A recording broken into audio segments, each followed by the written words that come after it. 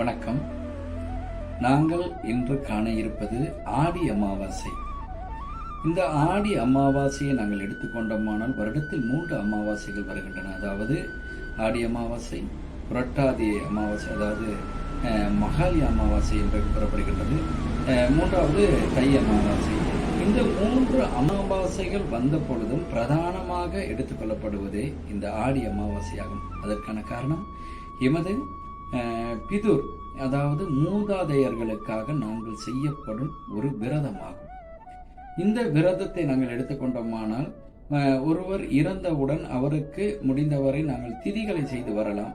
அவ்வாறாக தொடர்ச்சியாக அந்த திதிகளை செய்ய முடியாவிட்டால் நாங்கள் இந்த ஆடி அமாவாசையினூடாக இந்த திதிகளை செய்து கொண்டு போனோமானால் இதுவரை காலமும் எம்மை வழிநடத்தி, எம்முடைய உறவுகளை வழிநடத்தி, அதற்கு முந்தைய உறவுகள், அதாவது தொடர்ச்சியாக வந்த உறவுகள் அத்தனை பேருக்கும் நாங்கள் செய்யும் ஒரு விரதமாக இந்த ஆடி அமாவாசை அனுஷ்டிக்கப்படுகின்றது. அந்த வகையிலே இது போன்ற காலகட்டங்களிலே பிதிர்லோகத்தில் இருந்து எமது மூதாதையர்கள் எம்மை தேடி வருவதாக ஐதீகம் காணப்படுகின்றது. அந்த வகையிலே நாங்கள் பார்த்தோமானால் அன்றைய நாள், அதாவது ஆடி அமாவாசைக்கு முதல் நாள் எங்களுடைய வீடுகளை சுத்தம் செய்து, அதற்கு அடுத்து ஆடி அமாவாசை அன்றைய நாள் சிறுவர்கள் அல்லாது ஏனையவர்கள் குளித்து விட்டு அன்றைய நாள், அதாவது பிதிர்க்கடன் செய்வது மிகவும் உத்தமமாக காணப்படுகின்றது.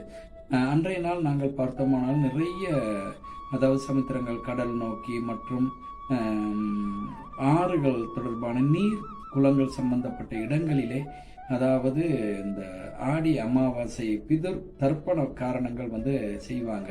அவ்வாறாக செய்ய முடியாதவர்கள் நம்ம ஒன்று பண்ணலாம். என்னன்னு கேட்டால், அன்றைய நாள் காலையில் அந்த பிதுர்க்கடன், அதாவது எங்களுடைய வீடுகளுக்கு முன்னாடி நாங்கள் எல்லாம் ஒரு வரிசையாக நின்று கையிலே எள் வைத்து, தர்ப்பை பில் ஒன்று வைத்து, அந்த தர்ப்பதாரணம், அதாவது நீர் விட்டு அந்த தர்ப்பதாரணம் செய்தோமானால் எங்களுடைய அன்றைய அந்த தர்ப்பதாரணம் செய்த பலன் அந்த வீட்டில் உள்ளவர்களுக்கும் முழுமையாக கிடைக்கின்றது.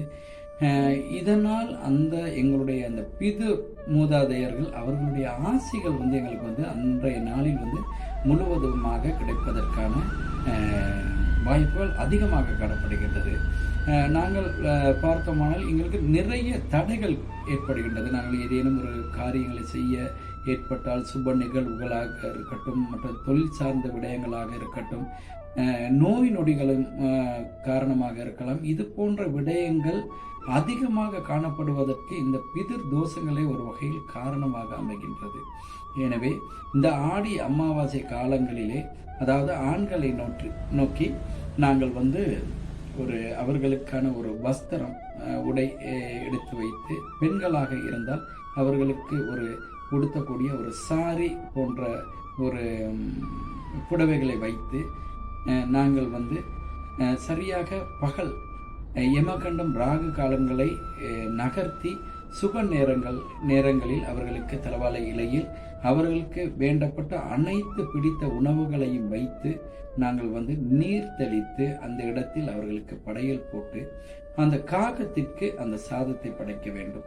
அவ்வாறாக நாங்கள் படைத்தோமானால் அந்த பிதிர் தோஷங்களிலிருந்து எங்களுக்கு விடுதலை கிடைக்கின்றது. எங்களுடைய அடுத்த கட்ட ஒவ்வொரு முயற்சிக்கும் வெற்றிகள் கிடைப்பதற்கான வாய்ப்புகள் அதிகமாக உள்ளது.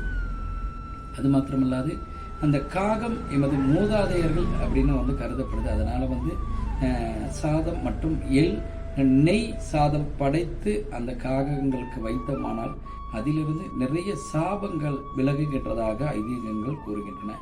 எனவே அன்றைய நாளில் சுமங்கலிகள் யாரேனும் மோட்சம் அடைந்திருந்தால் சுமங்கலி பெண்களை வரவழைத்து அவர்களுக்கான உணவுகள் அளித்து அவர்களுக்கான சுமங்கலிகளுக்கு தேவையான உணவுகள் மற்றும் உடைகள் அந்த கால நேரங்களில் கொடுக்கலாம்.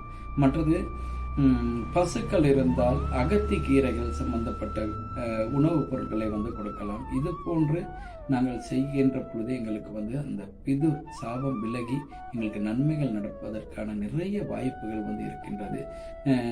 அது மாத்திரமல்லாது இருப்பவர்களுக்கு கொடுப்பதை விட இல்லாதவர்கள் எத்தனையோ, அதாவது ஆண்களாக இருக்கட்டும் பெண்களாக இருக்கட்டும், அந்த கால நேரங்களில் அவர்களுக்கு ஒரு உணவுகளை நாங்கள் வழங்கும் பொழுது இந்த பிதுர் தோஷங்கள் எங்களை விட்டு விலகி அவர்களுடைய வாழ்த்துக்களும் ஆசீர்வாதங்களும் எங்களுக்கு முழுமையாக கிடைப்பதற்கான வாய்ப்பு அதிகமாக உள்ளது. இன்றைய காலம், அதாவது 2025 ஆண்டு 7ஆம் மாதம் 24ஆம் தேதி ஆடி அமாவாசை நடைபெற இருக்கின்றது. எனவே அன்றைய நாள் இரவு 9:52 மணி வரையில் இந்த ஆடி அமாவாசை தொடர்கின்றது.